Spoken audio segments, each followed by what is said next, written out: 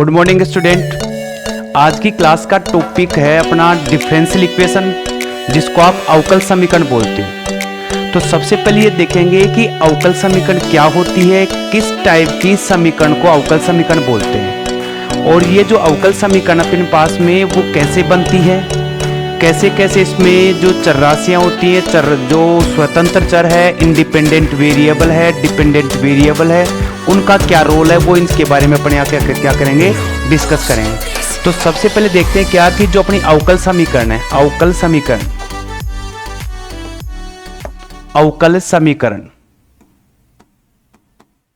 अवकल समीकरण जिसको आप बोलते हो क्या, डिफरेंशियल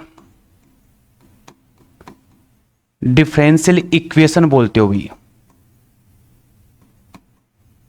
डिफरेंशियल इक्वेशन। तो जो अपने पास अवकल समीकरण है, उस अवकल समीकरण डिफरेंशियल इक्वेशन देख कौन सी कंडीशन की, किस टाइप के समीकरण अपन डिफरेंशियल इक्वेशन बोलते हैं। तो जैसे मैं लिखूं क्या, dy upon dx is equal, लिख लिया मैंने क्या, gx लिख दिया भाई यहां पर। और मैं ऐसे लिखूं कि ये जो y है ना, ये y है कोई फंक्शन है, fx का फंक्शन है। तो जो इस टाइप की समीकरण होगी, इक्वेशन होगी, उससे मैं बोलूंगा डिफरेंशियल इक्वेशन बोलते हैं या अवकल समीकरण बोलते हैं भाई। यहां पर डिफरेंशियल इक्वेशन बोलो या अवकल समीकरण बोलिए। तो ये जो डिफरेंशियल इक्वेशन ना दो टाइप की होती है, दो प्रकार होते हैं यहां पर। पहला प्रकार से क्या बोलेंगे, साधारण डिफरेंशियल इक्वेशन, साधारण अवकल समीकरण, जिसको आप क्या बोलेंगे, ऑर्डिनरी डिफरेंशियल इक्वेशन बोलते हैं भाई यहां पर, इसको ऑर्डिनरी डिफरेंशियल इक्वेशन बोलते हैं। दूसरी होती है अपने पास में क्या, आंशिक अवकल समीकरण, आंशिक अवकल समीकरण, जिसको आप बोलते हो क्या, पार्शियल डिफरेंशियल इक्वेशन बोलते हैं भाई यहां पर, पार्शियल डिफरेंशियल इक्वेशन बोलते हैं। तो देखिए अपने जो भी अपने पास में अब जो भी अपने पास डिफरेंशियल इक्वेशन होगी, अवकल समीकरण होगी, तो सबसे पहले तो उसमें ये देखेंगे कि उसे साधारण अवकल समीकरण कब बनती है, और पार्शियल बोलो या आंशिक अवकल समीकरण कब बनती है। जैसे आपके पास या मैं बोलूं कि एक मेरे पास फंक्शन है y is equal a sine x and b cos x लिख दिया भाई मैंने यहां पर, लीजिए ठीक है। तो इस समीकरण में सबसे पहले बात करें कि जो स्वतंत्र चर है या इंडिपेंडेंट वेरिएबल, तो ये जो x है ना, ये मेरा क्या कहलाएगा, स्वतंत्र चर कहलाएगा भी, स्वतंत्र चर या इंडिपेंडेंट वेरिएबल बोलते हैं। और ये जो y अपना, इस y को आप क्या बोल सकते हो, डिपेंडेंट वेरिएबल बोल दो, डिपेंडेंट या आश्रित चर बोलते हैं भी इसको, आश्रित या डिपेंडेंट वेरिएबल बोलेंगे इसको।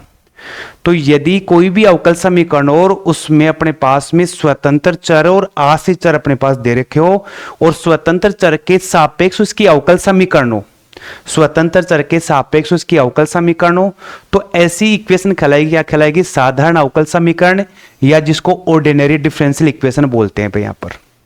और यदि अपने पास कोई सी ऐसी इक्वेशन हो जिसमें स्वतंत्र चर एक से ज्यादा मौजूद हो, स्वतंत्र चर एक से ज्यादा मौजूद हो, उसे बोलेंगे अपने क्या, आंशिक अवकल समीकरण या पार्शियल डिफरेंशियल इक्वेशन बोलते हैं भी। जो साधारण अवकल समीकरण है उसमें जैसे मैं लिख दूं क्या, D square Y upon D X square plus 5dy upon D X and plus Y is equal 0। तो ये जो मेरे पास समीकरण बन रही है, ये तो कहलाएगी मेरी, क्या कहलाएगी, साधारण अवकल समीकरण या ऑर्डिनरी डिफरेंशियल इक्वेशन कहलाएगी भी अपने पास यहां पर, ऑर्डिनरी डिफरेंशियल इक्वेशन। तो जो ये मेरे पास x आ रहा है, ये x क्या कहलाएगा, स्वतंत्र चर कहलाएगा, इंडिपेंडेंट वेरिएबल कहलाएगा। y मेरा क्या कहलाएगा, डिपेंडेंट वेरिएबल कहलाएगा। तो इसमें जो अपने पास में अवकल गुणांक है, डिफरेंशिएट जो दे रखा है वो x के रेस्पेक्ट में, तो ऐसे समीकरण कहलाती है क्या, ऑर्डिनरी डिफरेंशियल इक्वेशन बोलते हैं इसको, ऑर्डिनरी डिफरेंशियल इक्वेशन बोलते हैं।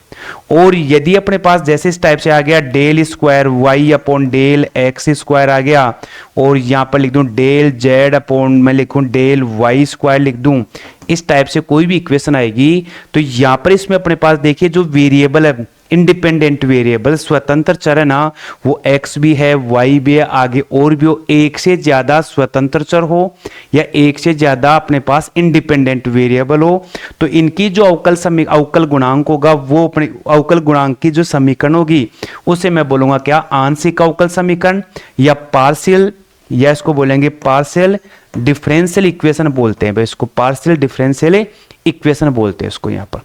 तो अवकल समीकरण जो अपने पास टॉपिक दे रखा है बहुत ही अच्छा टॉपिक है, आप इसको अच्छे से क्लियर करें। और यहाँ पर अपने जो 12th स्टैंडर्ड की बात करें तो केवल और केवल अपने कोर्स में क्या होगा, साधारण अवकल समीकरण होगी। बाकी हायर एजुकेशन में या कॉम्पिटेटिव एग्जाम में दोनों टाइप के अपने पास अवकल समीकरण कोर्स में शामिल होंगे। यहाँ पर क्लियर हो गया। अब ये जो अपने पास जो अवकल समीकरण आ रही है, अवकल समीकरण डिफरेंशियल जो इक्वेशन आ रही है अपने पास में, इस डिफरेंशियल इक्वेशन में या अवकल समीकरण बोल दो इसको, अवकल समीकरण, अवकल समीकरण। तो आपके पास किसी भी टाइप की अवकल समीकरण होती है तो सबसे पहला जो टॉपिक होगा वो उस अवकल समीकरण की कोटि और घात, अवकल समीकरण की कोटि या डिफरेंशियल इक्वेशन की जो ऑर्डर ऑफ, यूं लिख सकते हो इसको क्या, एक मिनट है, थोड़ा सा यूं कर लो इसको भाई, यहां पर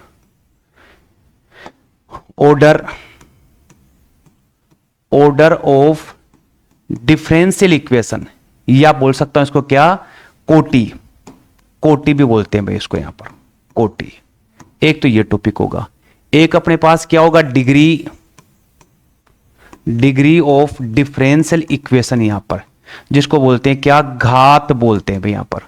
तो देखिए जो भी अपने पास अवकल समीकरण होगी उस अवकल समीकरण सबसे पहले आप ये देखेंगे कि जो अपने पास में डिफरेंशिएट दे रखा है उसका हाईएस्ट ऑर्डर कितना है, उसका कितनी बार डिफरेंशिएशन किया गया है, यहां पर मैक्सिमम कितनी बार डिफरेंशिएशन किया, अधिकतम उसका डिफरेंशिएशन कितनी बार किया गया। तो वो जो वैल्यू है ना, वो वैल्यू कहलाएगी क्या, कहलाएगी ऑर्डर ऑफ डिफरेंशियल इक्वेशन, या जिसको बोलता हूं मैं क्या, कोटि बोलूंगा भाई, जिसको मैं उसे क्या बोलेंगे आप, कोटि बोलेंगे। हाई मैक्सिमम डिफरेंशिएट देख लीजिए, अधिकतम अवकल गुणांक देखो, यानी अधिकतम अवकल गुणांक देख लीजिए, तो वो क्या कहलाएगी मेरी, ऑर्डर ऑफ डिफरेंशियल इक्वेशन या कोटि कहलाते हैं।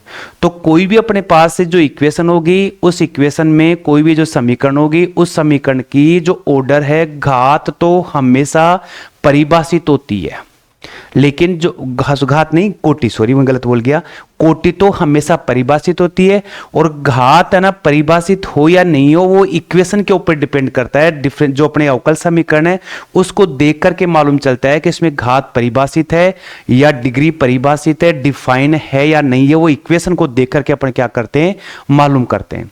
तो यहां पर किसी भी टाइप की जो आपकी डिफरेंशियल इक्वेशन होगी, अवकल समीकरण होगी, तो सबसे पहले आप क्या करेंगे, उसकी मैक्सिमम या हाईएस्ट ऑर्डर निकालना है, मैक्सिमम और उसका डिफरेंशिएशन कितनी बार किया गया है, तो वो मेरा क्या कहलाएगा, ऑर्डर कहलाएगा, ऑर्डर ऑफ डिफरेंशियल इक्वेशन या अवकल समीकरण की कोटि कहलाएगी।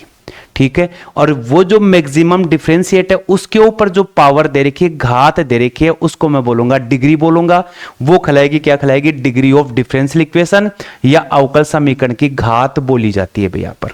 एक तो ये देखिए कुछ केस ऐसे मिलेंगे जिसमें ये जो घात है डिग्री अपने पास आ रही है यहां पर, उस डिग्री में क्या करेंगे कि जैसे मैं लिखूं यहां पर D square Y upon D X square, और यहां मेरे पास आ गया क्या, साइन है D Y upon D X and plus Y is equal 0।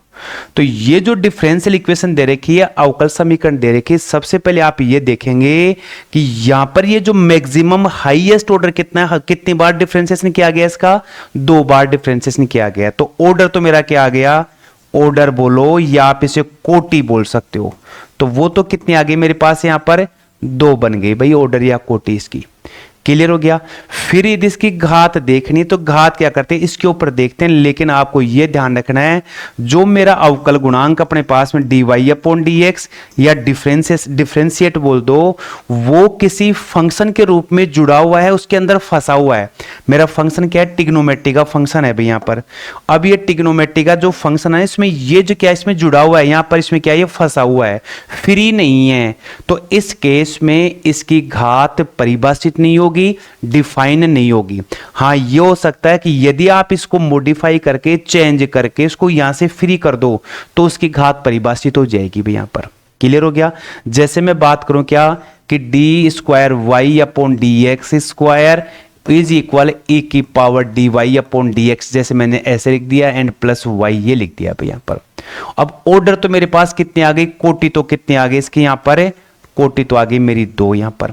लेकिन यहां जो मेरे पास अवकल समीकरण दे रखी है, ये अवकल समीकरण एक फंक्शन के रूप में रिप्रेजेंट कर रखी है भाई। यहां पर फंक्शन के रूप में लिखी गई है, तो इस केस में इसकी जो घात है, जो डिग्री है, परिभाषित नहीं होगी, डिफाइन नहीं होगी। ये अपने को ध्यान रखना है भाई। यहां पर क्लियर हो गया। तो आज की सेशन का जो टॉपिक होगा वो जो डिफरेंशियल इक्वेशन है, जो अवकल समीकरण है, उस अवकल समीकरण में आपको ये देखना है कि इसकी घात कितनी है, इसकी ऑर्डर कितनी है, डिग्री कितनी है। तो ऑर्डर या ऑर्डर बोलो या कोटि बोलो, उसके लिए क्या करेंगे, उसका जो मैक्सिमम डिफरेंशिएशन कर रखा है, अधिकतम कितनी बार उसका डिफरेंशिएशन किया गया वो देखेंगे। और घात के लिए क्या करेंगे, वो जो मेरे पास होगा उसकी उसी के ऊपर पावर देखो। लेकिन उस केस में ये जो dy अपॉन dx अपने पास फंक्शन के रूप में फंसा हुआ है, तो उस केस में उसकी घात परिभाषित नहीं होगी। तो एक तो ये ध्यान रखना है। दूसरा, यदि अपने पास इनके ऊपर घात जो भिन्न के रूप में आ जाए, जैसे 1/7 आ जाए घात इनके ऊपर, फ्रैक्शन के रूप में आ जाए, भिन्न के रूप में आ जाए, उस केस में भी उसकी घात परिभाषित नहीं होती है। यहां पर ये आप इतना सा ध्यान रखेंगे भाई। यहां पर अब देखिए अपन इसके कुछ क्वेश्चंस देखते हैं। देखिए फर्स्ट क्वेश्चन दे रखा है भाई ये वाला, इसकी ऑर्डर बतानी है भाई। यहां पर ऑर्डर बोलिए या आप इसको बोल सकते हैं क्या, कोटि यहां पर बोल सकते हो। तो यहां पर देखिए ये जो मेरे पास में ये जो डिफरेंशियल इक्वेशन दे रखी है, इस डिफरेंशियल इक्वेशन में अवकल समीकरण में यहां पर इसका 2 बार डिफरेंशिएट है। यहां पर मैक्सिमम अधिकतम 2 बार है। तो कोटि कितनी आ गई, ऑर्डर कितनी आ गई मेरी 2 हो गई भाई। यहां पर क्लियर हो गया, ठीक है भी। अब इसी के ऊपर पावर कितनी आ रही है, पावर कितनी यानी वर आ रही है, तो मैं उसे क्या बोलूंगा, डिग्री ऑफ डिफरेंशियल इक्वेशन, या आप बोल सकते हो क्या, घात बोल सकते हो भाई। यहां पर तो घात कितनी आ गई इसकी, 1 आ गई भाई। यहां पर ऐसे आप इस क्वेश्चन में देखिए यहां पर कि यहां पर ये तो 1 बार डिफरेंशिएशन कर रखा है, या 2 बार घात 2 आ रही है, 2 बार डिफरेंशिएशन कर रखा है। और यहां मेरे पास क्या आ रही है, इसका 3 बार अवकल गुणांक है, 3 बार इसका डिफरेंशिएशन किया गया है। तो मेरा ऑर्डर क्या आ गया भाई, इसका ऑर्डर आ गया मेरा कितना, 3 आ गया भाई। इसी के ऊपर पावर कितनी है भाई, 1 है। तो ये मेरी क्या हो गई, डिग्री हो गई भाई। यहां पर डिग्री बोल सकते हो या घात बोल सकते हो इसको। तो घात कितनी हो गई, 1 हो गई मेरे पास यहां पर। तो इस टाइप से जो भी कोई अपने पास अवकल समीकरण होगी, उस अवकल समीकरण में उसका मैक्सिमम डिफरेंशिएट देखो, अधिकतम अवकल गुणांक देखो, वो उसका ऑर्डर कहलाएगा। और उसी के ऊपर पावर होगी, वो पावर घात कहलाएगी या डिग्री बोल सकते हो। इनकेस यदि वो पावर जो इनकेस यदि अपने पास डिफरेंशिएट किसी फंक्शन में फंसा हुआ नहीं है, और यदि अपने पास घात है ना, वो फ्रैक्शन में, वो भिन्न के रूप में आते हैं, उस केस में उस कंडीशन में अपने पास घात परिभाषित नहीं होगी भाई। यहां पर देखिए ये क्वेश्चन देखते हैं अपने क्या, जैसे मेरे पास ये आ गया भाई। यहां पर देखिए अब इसमें क्या आ रहा है, इधर तो क्या हो रहा है भाई, 1 बार डिफरेंशिएशन कर रखा है भाई। यहां कितनी बार आ रहा है, डिफरेंशिएशन कितना आ गया, 2 बार आ गया। लेकिन यहां 3/2 है, तो मैं इसको ऐसे लिख सकता हूं क्या, 1 + dy अपॉन dx यहां पर का होल स्क्वायर। और ये जो अपने पास दे रखा है 3 × 1/2 ऐसे लिख सकता हूं।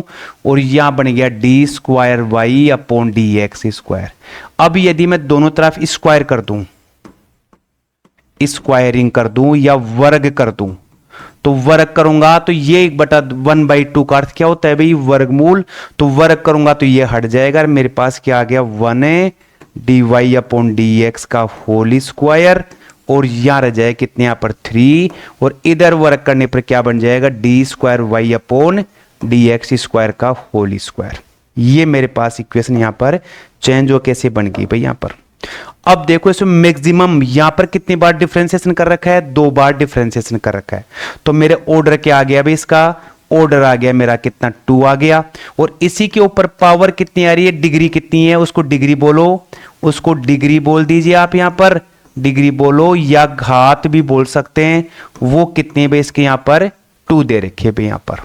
तो इस केस में ऐसे आप यहाँ पर डिफाइन करेंगे भाई। अब देखिए अपने पास एक और क्वेश्चन यहाँ पर, इस क्वेश्चन में देखिए यहां एक बार डिफरेंशिएशन दे रखा है, यहां एक बार दे रखा है, तो ऑर्डर तो कितना आ गया, ऑर्डर बोल दीजिए, या इसको क्या बोलते हैं, कोटि वर्ड भी बोल सकते हैं। तो कोटि तो मेरी 1 हो गई भाई यहां पर, ठीक है। अब यहां पर ये देखिए जो डिफरेंशिएट अपने पास अवकल गुणांक है वो इस फंक्शन के रूप में जुड़ा हुआ है, फंक्शन में फंसा हुआ है।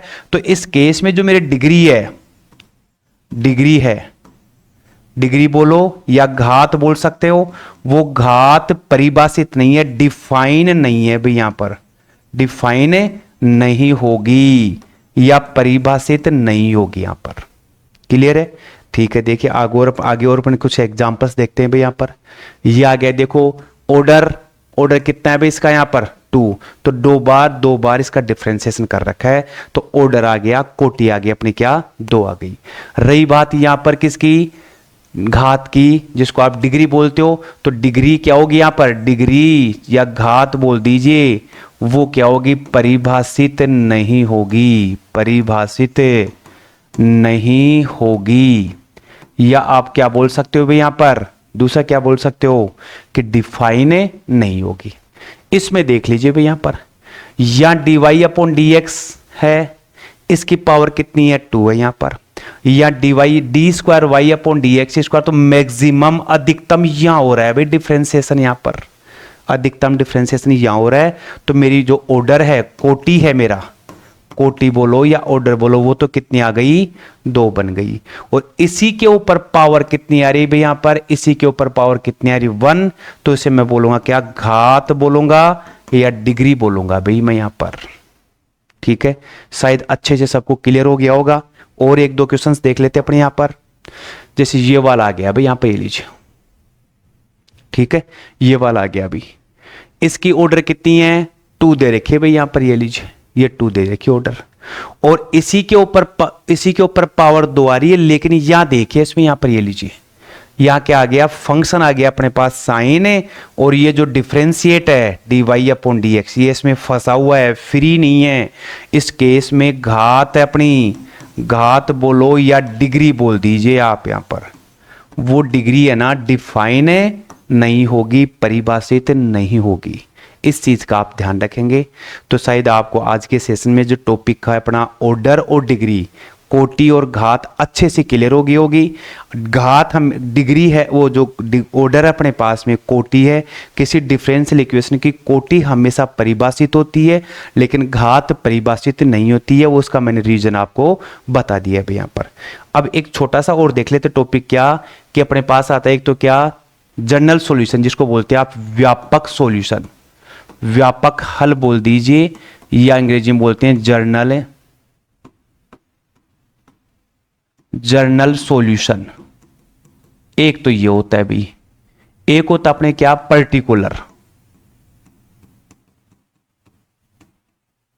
पर्टिकुलर सॉल्यूशन बोलते हैं, या इसको बोल दीजिए क्या विशिष्ट हल बोलते हैं भाई, इसको हिंदी में बोलते हैं विशिष्ट हल बोलते हैं भाई यहां पर, ठीक है। तो सबसे पहले क्या करें कि जैसे मैं एक इक्वेशन लिखता हूं, a sin x लिख दिया एंड b cos x लिख दिया भाई, जैसे यहां पर ये लिख दिया। दूसरा मैंने बोला है y बराबर mx प्लस c बोला है भाई। तो ये जो अपने पास में ये जो वैल्यू आ रही है, ये m और ये c, इनको बोलते हैं क्या, स्वैच्छिक अचर बोलते हैं, अंग्रेजी में बोलते हैं क्या, आर्बिटरी कांस्टेंट बोलते हैं, आर्बिटरी कांस्टेंट बोलो या स्वैच्छिक अचर बोलते हो भाई यहां पर। तो जिस इक्वेशन में जितने स्वैच्छिक अचर होंगे, जितने आर्बिटरी कांस्टेंट होंगे, उसकी जो ऑर्डर है, ऑर्डर भी उनके इक्वली होती है भाई यहां पर। ये लीजिए, आपके पास दो अपने पास में आर्बिटरी कांस्टेंट हैं, या यू बोल सकते हैं दो स्वैच्छिक अचर हैं, तो इसकी जो ऑर्डर है कोटि भी कितनी होगी, 2 होगी। तो आपको इसको 2 बार इसका डिफरेंशिएट करना पड़ेगा। ऐसे ही आप इसको देखें यहाँ पर कि यहाँ पर ऑर्बिटरी कांस्टेंट ए और बी है, या स्वैच्छिक अचर अपने पास कितने आ रहे हैं, 2 आ रहे हैं भाई। यहाँ पर स्वैच्छिक अचर 2 आ रहे हैं भाई मेरे पास। यहाँ पर जब स्वैच्छिक अचर 2 आ रहे हैं तो मैं क्या करूंगा, उस केस में 2 स्वैच्छिक अचर हैं, 2 स्वैच्छिक अचर हैं, 2 ऑर्बिटरी कांस्टेंट हैं, तो इसकी जो ऑर्डर होगी, ऑर्डर भी कितनी होगी, 2 होगी। तो मुझे इसका 2 बार डिफरेंशिएट करना होगा, 2 बार मैं इसका डिफरेंशिएशन करूंगा भी। यहाँ क्लियर हो गया। अब बात करते हैं व्यापक हल और जनरल। व्यापक हल जिसको जनरल सॉल्यूशन बोलते हैं, या पर्टिकुलर सॉल्यूशन दूसरा क्या आता है, विशिष्ट हल आता है। तो जब मैं इसकी आपको यहाँ पर 2 बार, एक बार में डिफरेंशिएट करूंगा तो मेरा क्या बनेगा, dy/dx बनेगा यहाँ पर, ठीक है। फिर मैं इसका दोबारा डिफरेंशिएट करूंगा तो d²y/dx² आ जाएगा भी यहाँ पर, ऐसा आ जाएगा यहाँ पर। तो इतना आने के बाद में क्या करेंगे कि यहाँ से जो मेरा हल होगा, जो सॉल्यूशन होगा, यदि उस सॉल्यूशन में अपने पास में ऑर्बिटरी कांस्टेंट हैं, स्वैच्छिक अचर अपने पास यहाँ आते हैं आंसर में, तो वो आंसर क्या कहलाएगा, वो सॉल्यूशन क्या कहलाएगा, व्यापक हल कहलाता है, जनरल सॉल्यूशन कहलाता है।